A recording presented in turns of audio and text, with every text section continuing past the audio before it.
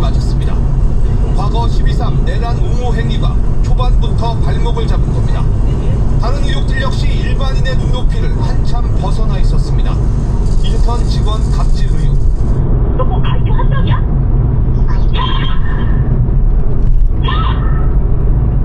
내가 정말 널 죽였으면 좋겠다. 여기에 아파트 부정청약 의혹은 여론에 불을 붙였습니다.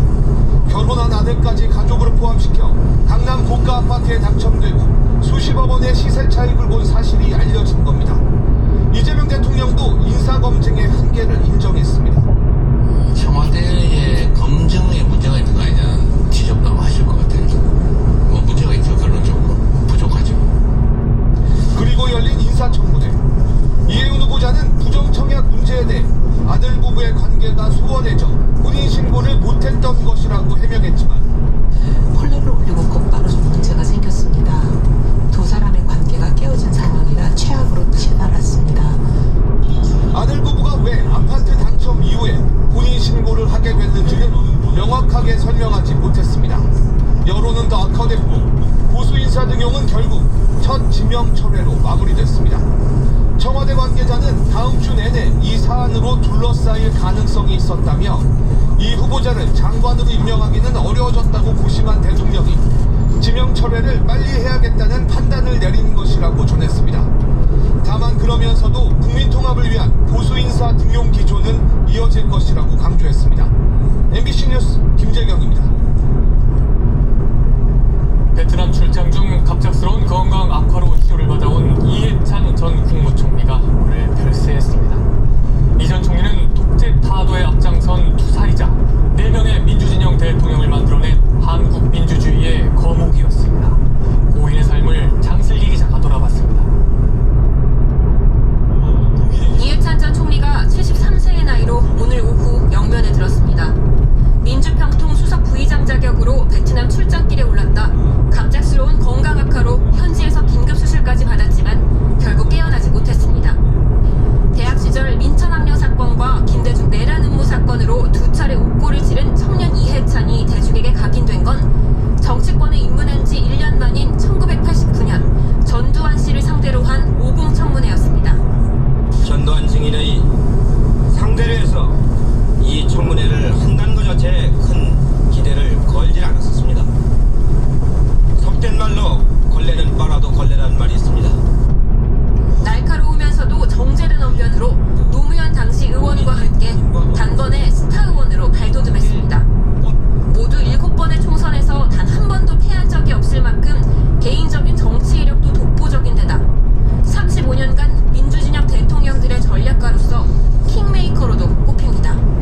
김대중 정부에서 40대 교육부 장관으로 입각하며 이해찬 세대라는 말이 나올 정도로 큰 폭의 개혁을 단행했고 노무현 정부에서는 책임 총리로서 국정의 한 축을 담당했습니다.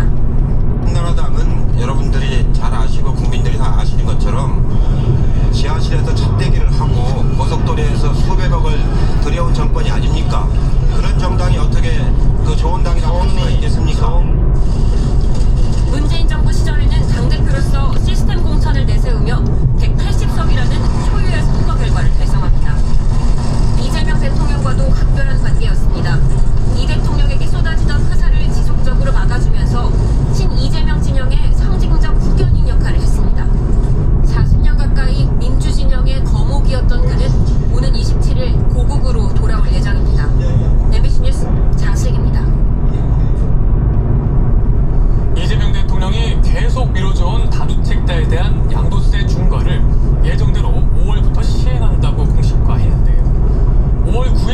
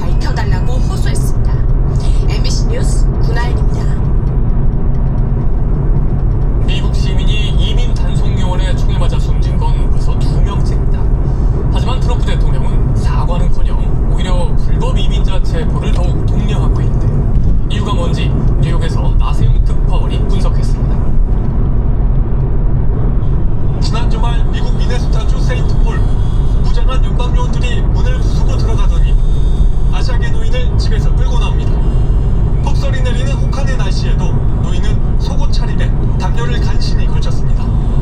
국토안보부는 성범죄자 체포작전이라고 했지만 노인은 범죄 이력조차 없는 시민권자였습니다. My son grabbed my ID, showed it to them.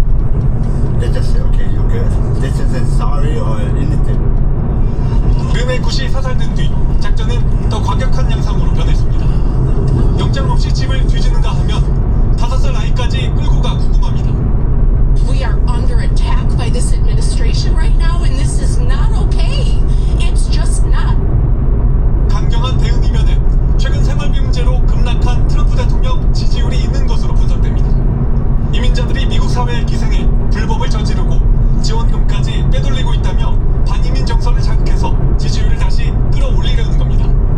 실제 트럼프 대통령은 취임 1주년 회견에서 직접 체포된 이들의 자극적인 사진을 내보이며 심각한 범죄자라고 주장했습니다. These are all criminal, illegal aliens. In many cases, they're murderers, they're drug lords.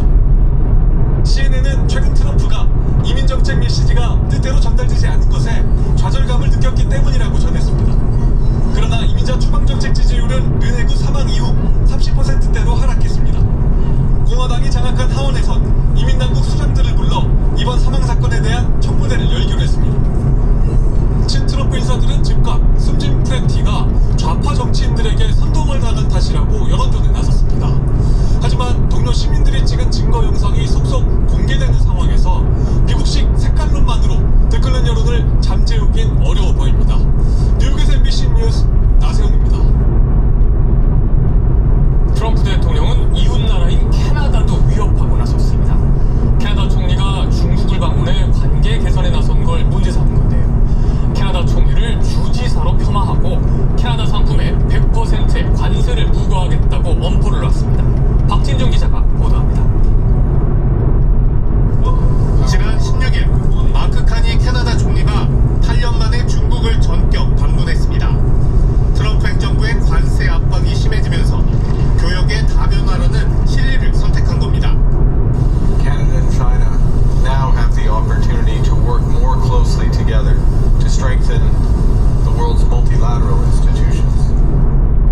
트럼프 대통령은 자신의 SNS를 통해 곧바로 경고장을 날렸습니다. 캐나다가 중국과 협정을 체결하면 미국으로 들어오는 모든 캐나다 제품에 즉각 100% 관세를 부과할 것이라고 으름장을 놓은 겁니다. 중국이 캐나다의 전반적인 생활 방식 등을 포함해 완전히 산채로 먹을 것이라고도 주장했습니다. 캐나다를 미국의 51번째 주로 병합하겠다는 자신의 야욕을 상기시키듯 카니 총리를 주지사로 폄하하기도 했습니다. 북미 동맹의 균열은 처음이 아닙니다. 카니 총리가 지난 세계경제 포럼에서 미국의 일방주의를 비판하자 트럼프 대통령이 즉각 받아치기도 했습니다. They should be grateful to us. Canada lives because of the United States. Remember that. 트럼프의 이런 행보는 중국 견제 의지도 담겨 있습니다. 캐나다가 그런 위험을 느끼면서 중국과 가까워지려고 하잖아요. 트럼프 행정부가 좌시할 이유가 없죠. 중국과 손을 맞잡고 중견국들의 연대를 촉구한 캐나다의 행보에 미국이 압박을 가하면서 북미 지역도 갈등이 커질 걸로 보입니다. MBC 뉴스 박진준입니다. 이번 주 윤석열 전 대통령 부인 김건희 씨에 대한 1심 선고가 나옵니다. 특검은 대한민국 공적 시스템을 크게 훼손했다며 징역 15년을 구형했는데요. 김 씨는 금품 수수와 관련해선 샤넬백은 인정했지만 그라프 목걸이는 인정하지 않고 있습니다. 왜일까요? 차현진 기자입니다. 영부인이 되기 전부터 수탄을 오래도 제대로 된 조사는커녕 압수수색 한 번 받지 않았던 일명 부의제로 김건희 씨. 결국 구속 상태로 재판에 넘겨졌습니다. 국민 여러분께 정치 아무것도 아닌 사람이 이렇게 신뢰를 주셔서 진심으로 죄송합니다. 내란 사태 등과 관련해 윤석열 전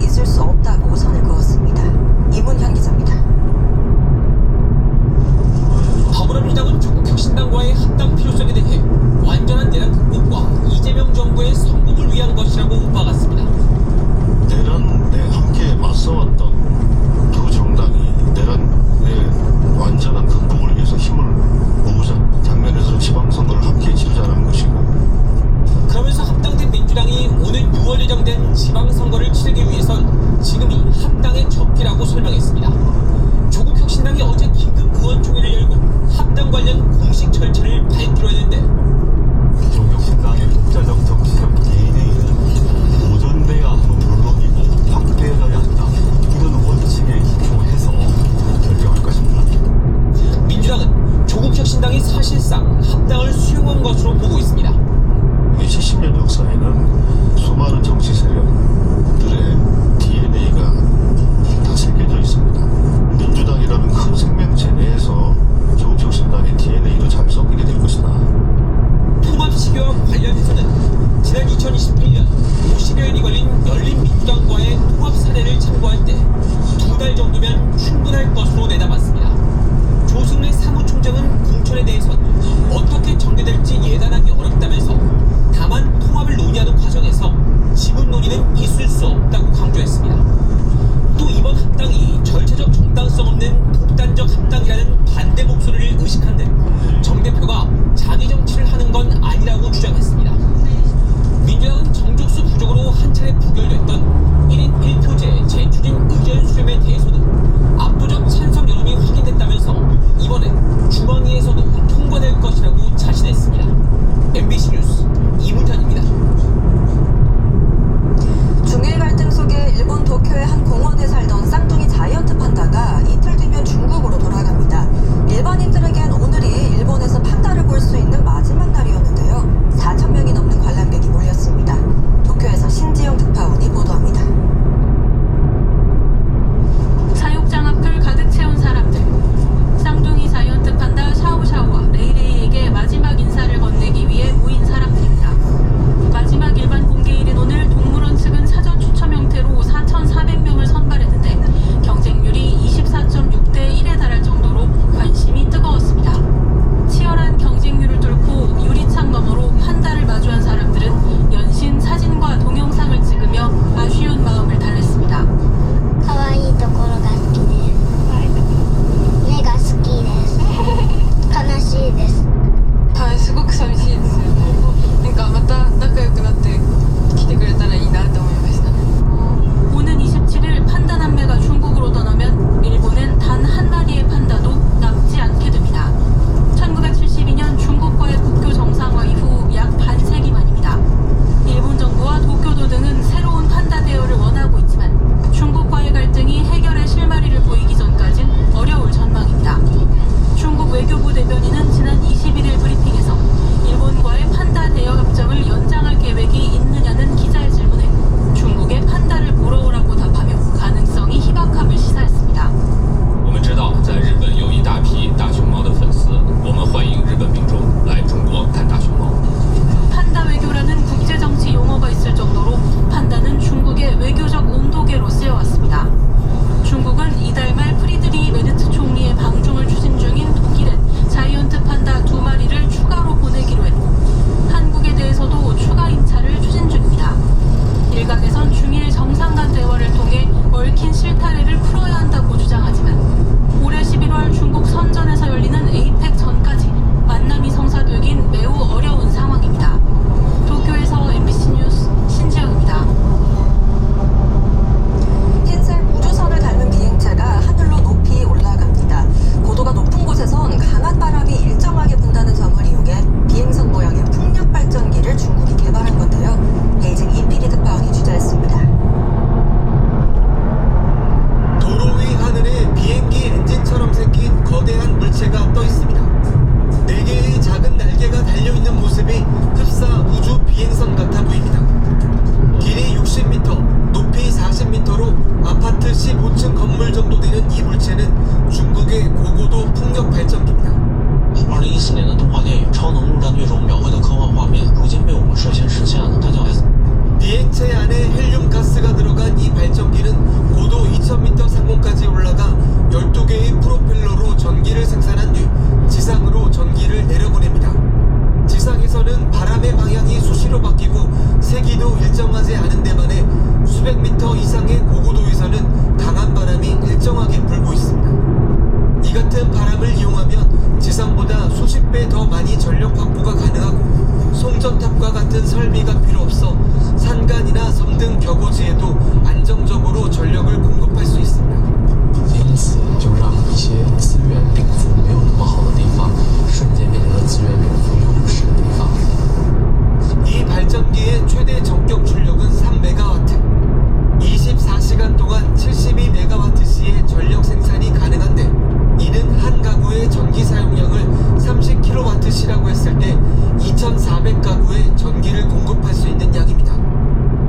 단체는 앞으로 대류 활동이 거의 없는 지상 10km 높이의 성층권까지